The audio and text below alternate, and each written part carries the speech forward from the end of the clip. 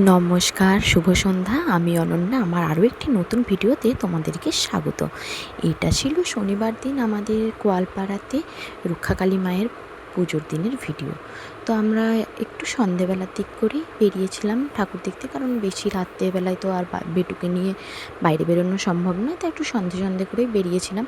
তো main gate থেকে প্রথমেই থাকে অনেক খাবারের দোকান, ডান দিক বাঁ দিক মিলিয়ে প্রচুর খাবারের দোকান থাকে। তারপরে ঠাকুরের ঘাটটা থাকে ডান দিকে, আর বাঁ দিকে মায়ের মন্দিরটা ছিল। তো মায়ের মন্দিরটা এত সুন্দর সাজায় প্রত্যেক বছর, দারুণ দেখতে লাগে।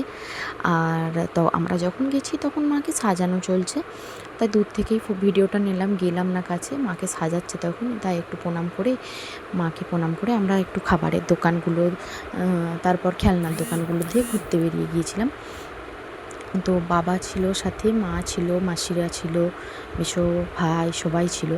মা মাসি থাকলে বেটুকে কোলে নিতে ঝামেলা হয় না, বেশ ওরা নিয়ে ঘুরে বেড়ায়।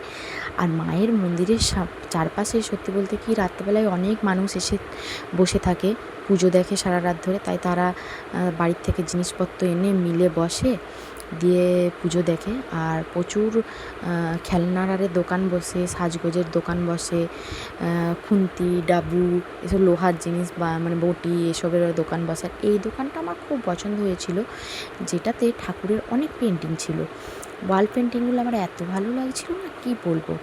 আর এইদিকে বটির দোকান আরেও ছিল। তো আমরা হঠাৎ করে ঠাকুর দেখছি ঘুরে ঘুরে, খুব হাওয়া দিতে শুরু করতেই দেখলাম মেঘ ধরেছে, বিদ্যুৎও চমকাচ্ছিল। তো দোকানগুলো আস্তে আস্তে বন্ধ করে দিচ্ছে। আমরা কিছু কেমন জিনিস কিনলাম, দিয়ে আর আমাদের বাকি কেনা হলো না। এমন ঝড় উঠেছে যে মায়ের মন্দিরে গিয়ে আমরা খানিকক্ষণ দাঁড়ালাম, তারপর প্রচুর বৃষ্টি শুরু হয়ে গেল। আর বৃষ্টির শেষে আমরা বাড়ি চলে আসতে বাধ্য হলাম, কারণ ওখানে আর দাঁড়ানো সম্ভব হচ্ছিল না, এত ঠান্ডা হয়ে গেছিলো চারপাশটা। তো কি বলবো, কিছু বলার নেই। আগেও এরকম দেখতে এসেছি, কিন্তু এরকম কখনো হয়নি যে মায়ের সাজানোর সময় হঠাৎ করে দমকা হাওয়ায় বৃষ্টি নেমে যাবে। তো চলো, বৃষ্টির পরে আবার সব ঠিকঠাক হওয়ার পর মানুষের ভিড় জমেছিল। আমার ভিডিওটা এই পর্যন্তই। যদি ভালো লেগে থাকে অবশ্যই লাইক, কমেন্ট, শেয়ার করে দিবে। টাটা।